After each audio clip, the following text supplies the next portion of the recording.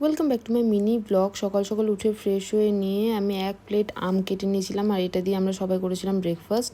আর দুপুরে দিদুন করেছিল কাঁঠালের বীজ ভর্তা। এটা খেতে দুর্দান্ত লাগে ভাতের সাথে। কাঁঠালের বীজগুলোকে একটু সেদ্ধ করে নিতে হবে, একটু লঙ্কাটাকে শুকনো খোলায় একটু পুড়িয়ে নিতে হবে, আর কালো জিরে দিয়ে এটাকে বেটে নিতে হবে। নুন আর স্বাদ মতো সর্ষের তেল দিয়ে এটা গরম গরম ভাতের সাথে খেতে অপূর্ব লাগে। তোমরা অবশ্যই একবার বাড়িতে ট্রাই করো। আর তার সাথে সাথে চলে এসেছিলো আমার পার্সেলের মধ্যে যেটা ছিল সেটা হচ্ছে ডাম্বেল, 4 কেজি করে এক একটা, আর ছিল সিয়া সিড।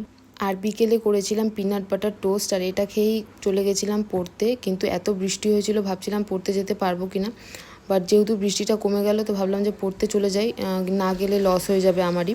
তারপরে এসে খেয়েছিলাম চা, আর দিদুনের সাথে গল্প করলাম, করে আবারও বসে গেছিলাম পড়তে।